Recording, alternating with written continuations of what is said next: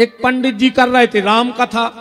अब बेखाते जर्दा, उन्हें अच्छो जर्दा मलो मुंह में भरो, बैठ गए मंच पे। जब आई के उनने खींची चौपाई के पूछूं रघुपति कथा प्रसंगा, सकल लोक जग पावनी गंगा। अरे बस जर्दा की लौर बेन लगी मुंह में से। एक लड़का बैठो तो सामने खड़ो हो गओ, काहे गुरुजी जो कया है? तेरे गुरुजी हरे भारी होशियार हो, बातों ही को खा रहा है। वो लड़का से बोले चुप, एक धारा शंकर जी के मुंह से निकली, बई धारा बई झेर हमारे मुंह में फंस गई, बई धारे न कर पारी। वो लड़का बैठ गया। अब भाई कथा पंडित जी उतरे सो बैठ गए तखत पे। वो लड़का आओ हैं गुरुजी तना मुंह खोल गयो। सो गुरुजी ने मुंह खोल दाओ, उन्हें कछु मुंह में भर दाओ। गुरुजी बोले हट, अरे का भर दाओ? वो रोन लगो। बोले हो का गाओ? के लगो 2 साल पहले हमारे बाबा मर गए थे, हम बहुत गरीब आदमी, सोन के फूल घरे धरे थे। हमने सोची जब गांव में ही गंगा आ गई तो इतना श्राद्ध है, हमने बब्बा के फूल श्राद्ध है तुम्हारे मुंह में, क्या तुम्हारे मुंह में गंगा की धार फंस गई। भगवान शंकर कह रहे हैं देवी के धल धल गिरिराज कुमारी, ओ तुम समान नहीं को उपकारी। 100 साल हो गई, ध्यान से सुनते जाना, 100 सालें हो गई शंकर जी को कथा सुना थो पार्वती को। अब देवता पूरे में भटक रहा है। ब्रह्मा जी के गए, बोले दादा हमारों ने शंकर जी को ब्याह ऐसे न करवाओ तो पार्वती से कभी कथा वांच में बैठ जाए 2 ही आदमी। बोले फिर? बोले हमारों को तारकासुर को मरवाने हैं। तारक असुर भयौते ही काला, एक तारकासुर नाम का दैत्य हुआ और उसने ये प्रतिज्ञा कर ली, ब्रह्मा से वचन ले लिया कि हम भगवान शंकर के पुत्र के अलावा किसी से न मरे। अब सती जल के राख हो गई थी। उन्हें सोची शंकर जी कब शादी करे ने, और करे ने तो पुत्र हुए ने, और हुए ने तो हमारे हैं ही ने, हम मरेंगे नहीं कभी। ब्रह्मा जी बोले जाओ भैया तुम ने जाओ, करो शंकर जी से चर्चा। सब देवता इकट्ठे होकर कैलाश आ गए और भगवान भोलेनाथ से बोले कि भोलेनाथ ये कोनो ही हमारों ने तुम खर्चा करो तो तुम्हारा ब्याह करो। अरे वो तारकासुर परेशान करे हैं, इस कारण आप थोड़ा सा आगे खिसक के आ जाओ, पुरुष वर्ग से प्रार्थना है, थोड़ी सी आ जाओ आगे, सरक आओ। अरे कल लेकर रही आपको तो ऐसा तो लगा ही देते। हाँ खसक आओ तना, हमें तना लगा से देख ले यार, हम इतनी खराब थोड़ी लगा, खिसक आओ। काहे कछु हमारा चेहरा नहीं देखो चाहे, उन्होंने कथा तो अच्छी लगा, हम भर खराब लगा थे। राम हाँ बस बरात जाओ, जब आगे जरूरत पर है जब देख भी, अब एक को तो काम बन गया। बिन से कहाँ कहाँ के सरा के आओ, मन तना कैसा के आओ, इन्होंने लगे कि तुमने सोई हमारी बात माना था, माइन की माइन हो जाए ऐसे, कैसा क्या होता ना। वृंदावन बिहारी लाल के सब देवता इकट्ठे होकर भगवान शंकर के पास गए, जाकर बोले भोले बाबा अब कथई में न लगे रहे, संतान की जन्म दे, पार्वती से शादी हो गई। शंकर जी बोले तुम्हारा तो पता है पार्वती को गंगा को श्राप है कि हमारे पुत्र की मां बन ही नहीं सकती। और देवता बोले हमारे इतने लगे रहे ब्याह में खुशी में, मतलब तारकासुर नहीं मरेगा। भगवान शंकर बोले इसके लिए भगवान विष्णु को हमारी मदद करनी पड़ेगी, तब कहीं जाके हमारा पुत्र होगा। देवता विष्णु के पास गए, उनसे प्रार्थना करी कि जो भोले बाबा कह रहे वो कर दो। क्या कह रहे हैं भोले बाबा? भोले बाबा ने कहा, नारायण, मैंने सुना है कि तुमने मोहिनी रूप धारण किया था एक बार। बोले हां किया था। बोले आप बड़े सुंदर लग रहे थे। बोले हां, आपने नहीं देखा? शंकर जी बोले कि वही समय हमने जहर पियो तो हम समाधि में बैठे थे, हम उस रूप का दर्शन आपका कर नहीं पाए। नारायण बोले तो समय आने दो, हम तुम्हें अपने रूप का दर्शन कराएंगे। और इतना कह के नारायण यहां से गए पीछे से, और पीछे बने मोहिनी और एक तरफ से करके शंकर जी के सामने आ गए। आज जो मोहिनी को देखो तो कहूं डमरू डरी, कहूं त्रिशूल, ये तो पीछे दौड़ गए। मोहिनी आगे आगे और शंकर जी पीछे पीछे। सूत जी महाराज सोनक ऋषियों से कह रहे हैं कि उसी समय जब मोहिनी पे आसक्त हुए भगवान शिव, तो उनका तेज गिरा, भगवान शंकर का तेज गिरा। और जैसे ही वो तेज जमीन पर गिरा, ध्यान से सुनते जाना बात,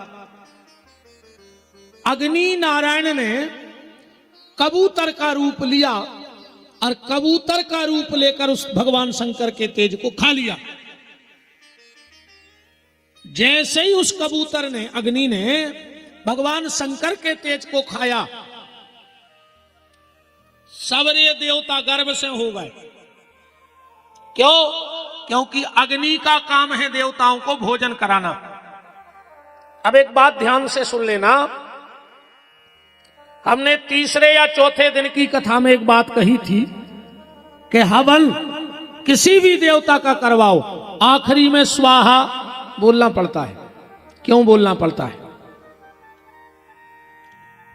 इसलिए बोलना पड़ता है कि अग्नि पुराण में लिखा है कि अग्नि की आंखों पे सबा सबा हाथ के पलक पड़े हैं। अग्नि खुद खात नहीं है।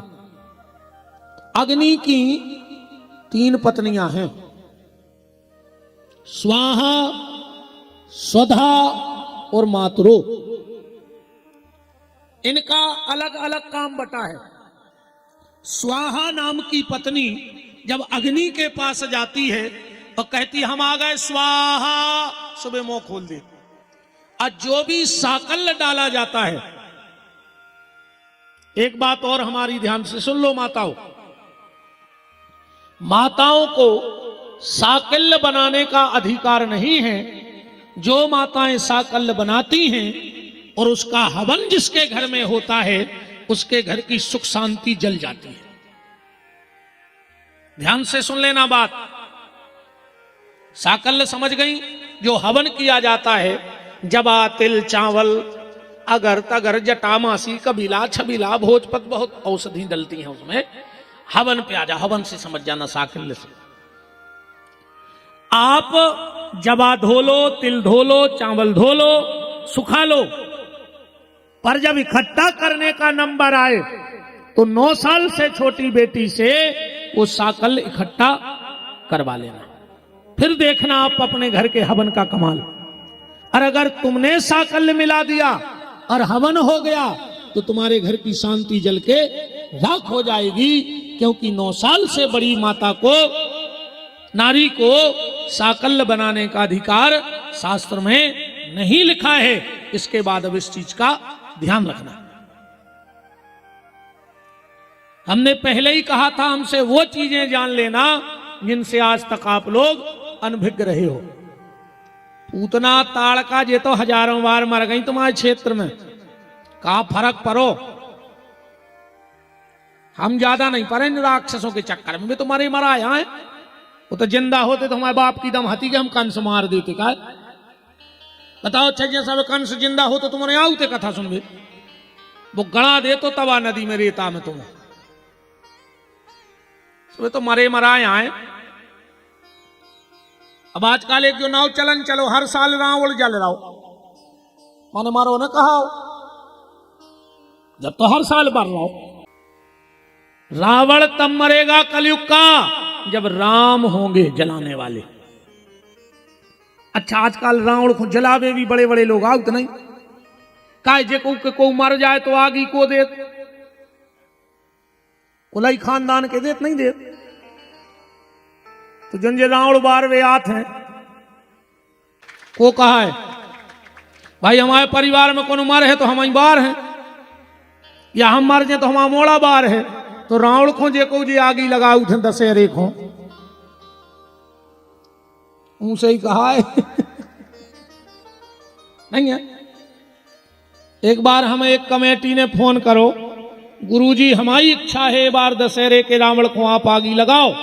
हमने फोन नहीं पे हमने कहा भैया हमारे गोत्र को नो ही दे ने हमारे घर को आए हम काय पे आगी लगाए वो में हमारे का खानदान को आए कि बब्बा आए हम आओ। कह लगे आप 24 घंटा मजाक करत हो, मजाक नहीं करत आए हम सही बोलत है। खूब कहा सबने पर हम रावण को आग लगाने नहीं गए। तो निवेदन हम ये कर रहे थे कि अग्नि की 3 पत्नियां हैं। एक का नाम है स्वाहा जिसका काम है देवताओं को भोजन कराना। जब स्वाहा जाती है और कहती हम आ गए स्वाहा, स्वग्नि मुंह खोल दे और जो साकल्य मिलत है वे देवताओं को पहुंचा दे। दूसरी पत्नी का नाम है स्वधा। जब पितरों का हवन होता है वहां स्वाहा नहीं बोला जाता, पितरों के हवन में स्वाहा नहीं कही जाए, वो तो कही जाते है स्वधा। स्वधा विद्वान अगर बैठे होंगे जब तर्पण होता है तो कहते मात्रेभ्यो स्वधा परमात्रेभ्यो स्वधा पितरेभ्यो स्वधा पर पितरेभ्यो स्वधा। 13वीं के हवन में स्वाहा नहीं बोला जाता, जब पितरों को आहुति दी जाती है तो वहां स्वधा बोला जाता है। और जो सुधा कह के साकल अग्नि लेते हैं वो पितरों को भेज दिया जाता है। अब बात फिर और तना गहरी कर ले। हर आदमी पितर पितर पितर पितर चले आ रहा हो। तुम्हारे भी लगे रहे थे जो ही राम जिला में बब्बा को पटा पे बैठाने, 6 मासी करने, बारछी करने, पितरों में मिलाऊ ने। अगर आप किसी से ये पूछा जाए कि पितर होते कितने प्रकार के हैं तो क्या आप में से कोई बता सकता है? अगर आपसे ये पूछा जाए कि पितर होते कितने प्रकार के हैं तो क्या बता पाएंगे आप? नहीं बता पाएंगे। अकेले पंडित जी ने हवन कराओ, कई पितरों की आहुति छोड़ दे, अपन खंगाए पितरे भेव स्वाहा कुआं जे पितर। कौन है पितर? ध्यान से सुन लेना, लिख सको तो लिख लेना, याद कर सको तो याद रखना। पितर होते हैं 3 प्रकार के। कितने प्रकार के? 3। सबसे पहले होते हैं वसु पितर, दूसरे होते हैं रुद्र पितर और तीसरे होते हैं आदित्य पितर। ये बनते कौन हैं? हमारे जो माता पिता शरीर छोड़ के चले जाते हैं वो कहलाते हैं वसु पितर।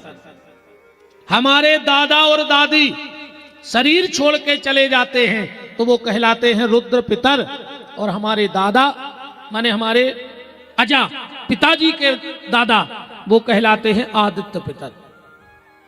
अब तुमसे कई पितरों की आहुति छोड़ो, बहु दद्दा जिंदा है, तुम खंगे पितरे भ्यो स्वाहा पितरे भ्यो स्वाहा, तुम जिगत में आहुति दे रहा है, तुम्हारे पितर तुमसे खुश होंगे। अगर माता पिता हैं तो तुम्हें वसु पितर की आहुति नहीं छोड़नी, दादा दादी हैं तो तुम्हें रुद्र पितर की आहुति नहीं छोड़नी, फिर तुम्हें सिर्फ एक आहुति छोड़नी है आदित्य पितरेभ्यो स्वाहा स्वधा। पितृलोक का राजा कौन है? पितृलोक के राजा हैं आर्यमान।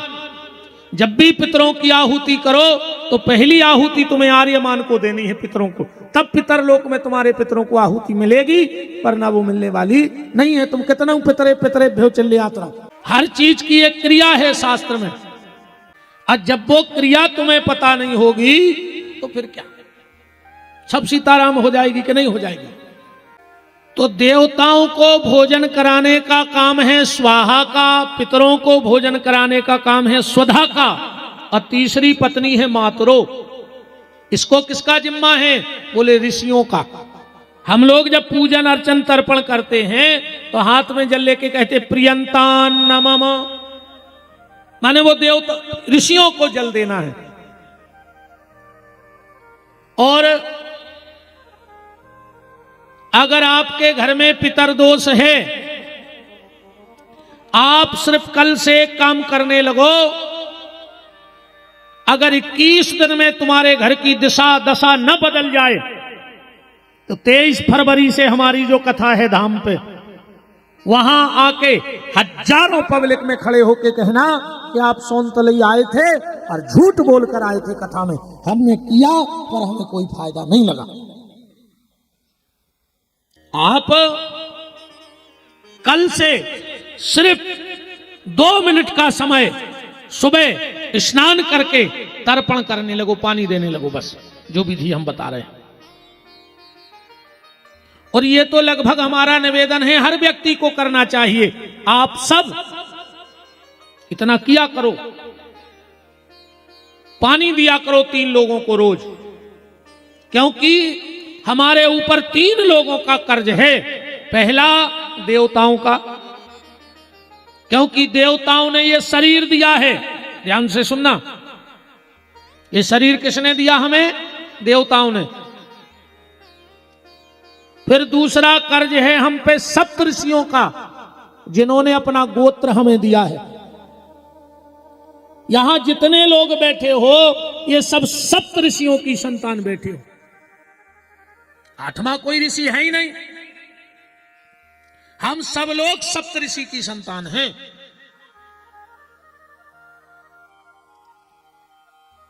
तो सप्तऋषि भी हमसे जल की इच्छा रखते हैं। और तीसरा हमारे माता पिता और पितर, जिनके वंश का हम अंश हैं कि नहीं है? हम किसी ना किसी वंश का अंश तो बैठे ही हैं। तो 3 लोगों को नियमित जल देना चाहिए, आपके घर से 75% संकट उसी दिन से दूर हो जाएंगे।